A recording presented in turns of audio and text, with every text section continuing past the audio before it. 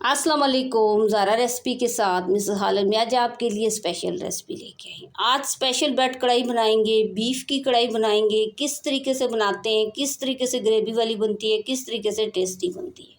अच्छा, ये नथिया गली की मशहूर डिश है।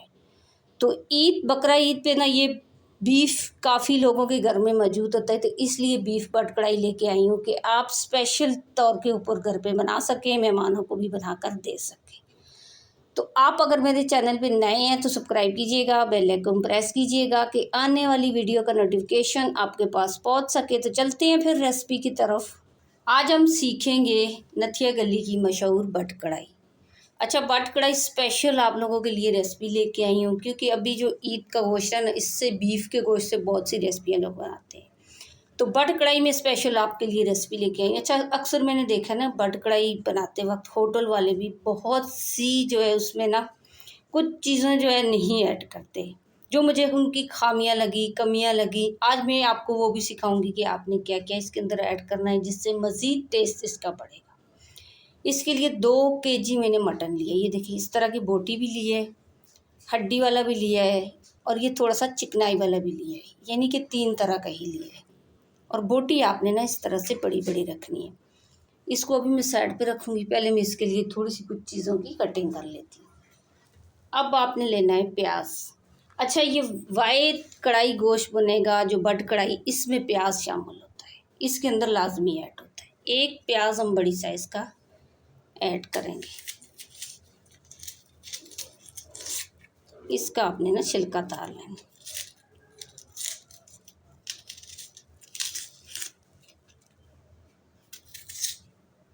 सेंटर में से इसको कट कर लेना है। अब आपने इसके पीसेस काट लेने हैं इस तरह से। ये देखिए, बिल्कुल पतले पतले से आपने पीसेस काट लेने हैं।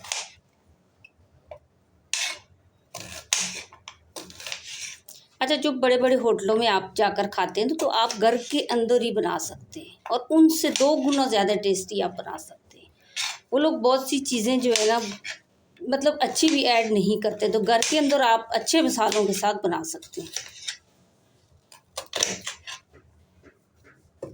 ये देखिए, प्याज को आपने ना इस तरह से काट लेना है। बहुत से कढ़ाई गोश्त है ना जिनके अंदर प्याज नहीं ऐड होता, लेकिन इसके अंदर प्याज ऐड होता है।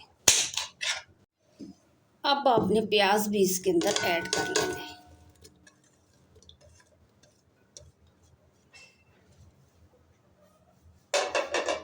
अच्छा, प्याज के साथ ही साथ आपने गोश्त भी जो रखा है ना, आपने सारा ऐड करना है। इस तरह से आपने ऐड करना है। इनको मैंने अच्छे से वॉश कर लिया था पहले।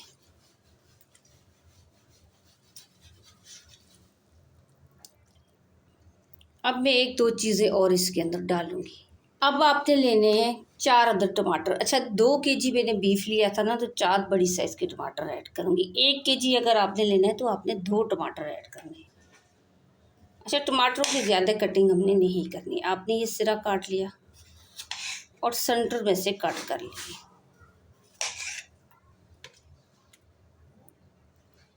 इस तरह से आपने इसको काट लेने।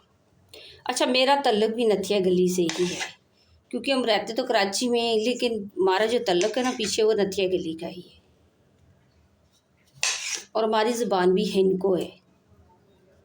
ये देखिए, इस तरह से आपने इन टमाटरों को काट लेना है। अब आपने इसी गोश्त के ऊपर आपने ये टमाटर डाल लेने।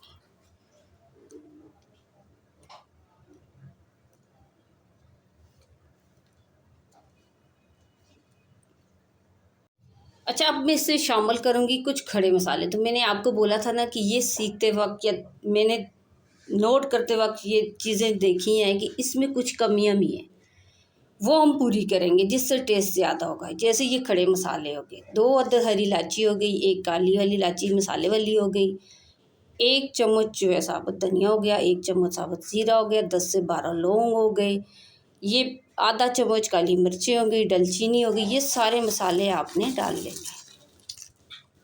अच्छा, वो लोग नहीं ऐड करते, लेकिन इनसे जो है ना, मेरा मानना है कि 2 गुना टेस्ट जो है ना बढ़ जाएगा।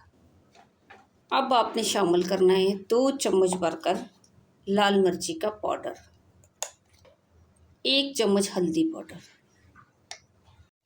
अच्छा, इसमें 4 अदद जो है ना सूखी हुई मिर्ची भी मैं शामिल करूँगी, लाल वाली। पहले मैंने इनको अच्छे से वॉश कर लिया है, ये भी आपने डाल लेनी है। और 1 चम्मच भरकर आपने नमक शामिल करना है, और 1 आधी यानी कि 1.5 चम्मच हम नमक शामिल करेंगे। कम ज़्यादा आप अपनी मर्ज़ी से डाल सकते हैं। अच्छा, थोड़ा सा मैं इसमें ना गोश्त गलाने के लिए पाउडर भी शामिल करूँगी। थोड़ा सा आप डालेंगे ना, चुटकी एक, तो इससे गोश्त बिल्कुल अच्छे से जल्दी गल जाएगा। अब इसमें जाएगा पानी।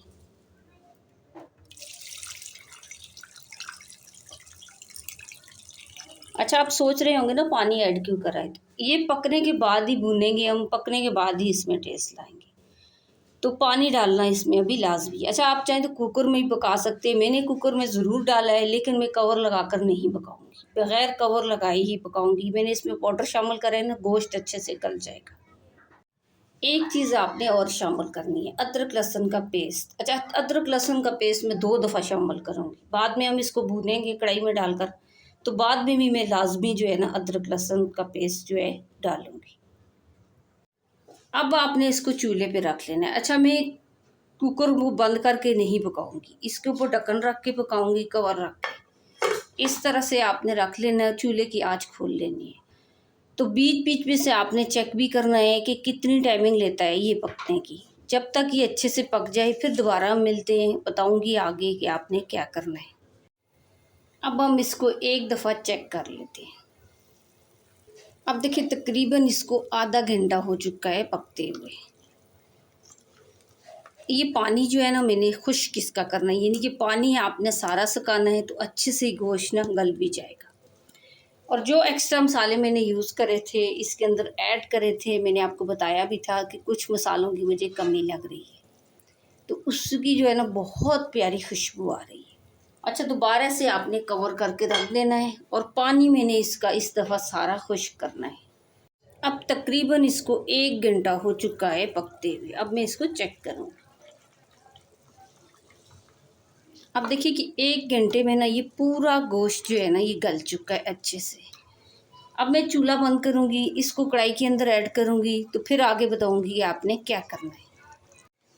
अच्छा, ये कढ़ाई के अंदर डालने के बाद ना सबसे पहले आपने टमाटर का छिलका निकालना है, क्योंकि टमाटर जो है ना अच्छे से गल चुके हैं। अब देखिए ना, कुकर से भी अच्छा गोश्त जो है ना हमारा गल चुका है वैसे ही।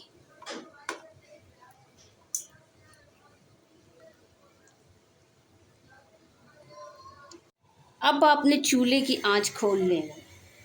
चूल्हे की आंच खोल कर ना पहले मैं इसको थोड़ा सा भूनूंगी। आज की जो हम बट कढ़ाई बनाएंगे ना, ये बड़े बड़े ढाबे वाले, बड़े बड़े होटलों वाले भी पीछे रह जाएंगे, इतनी टेस्टी और इतनी अच्छी बनेगी।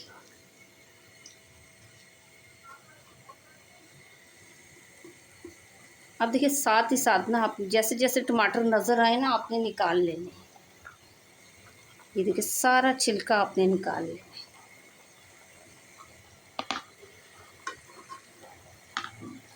और चूल्हे की आंच मैंने फुल खोल ली है, ये देखिए, फुल खोल कर आपने भूनना है इसको।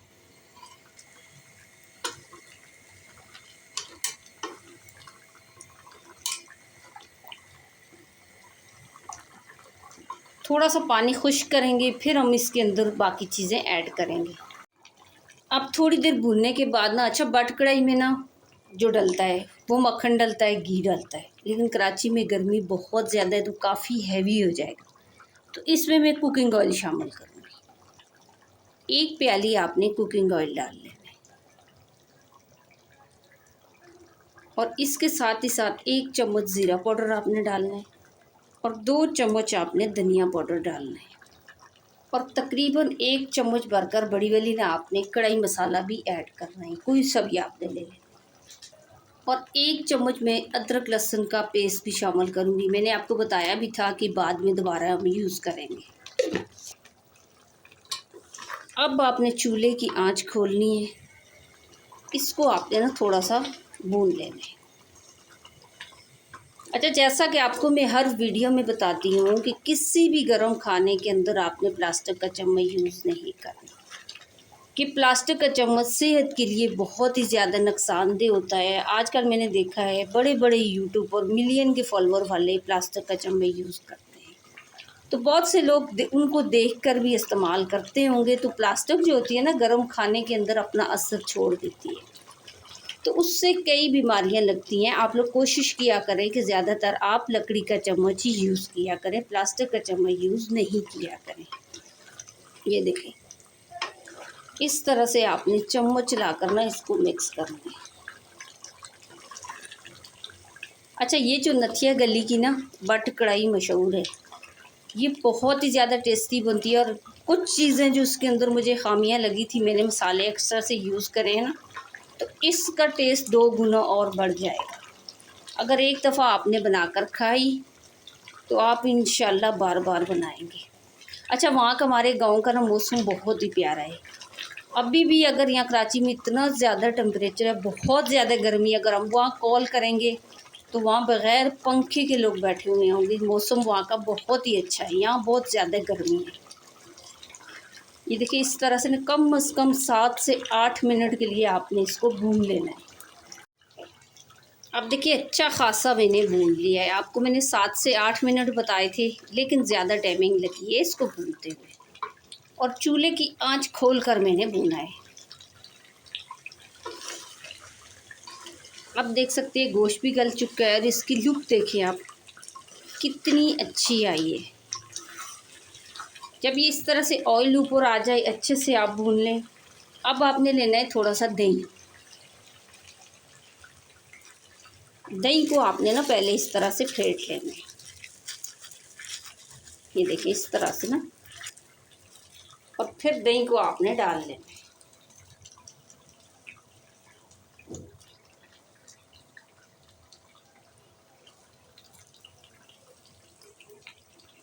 और ये बट कढ़ाई के अंदर लाजमी दही ऐड करना है आपने,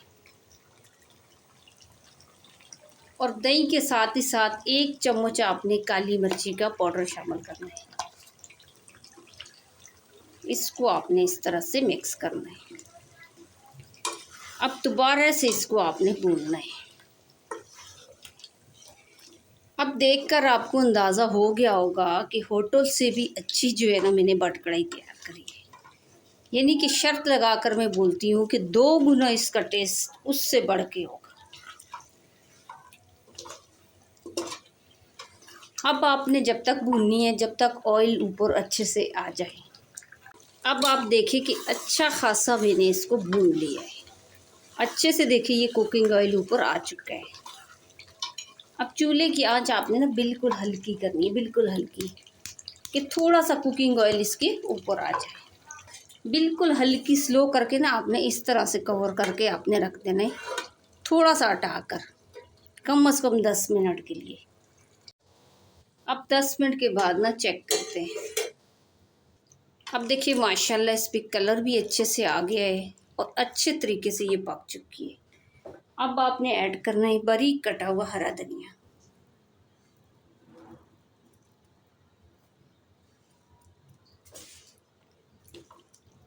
और इसको भी आपने ना मिक्स कर लेना है।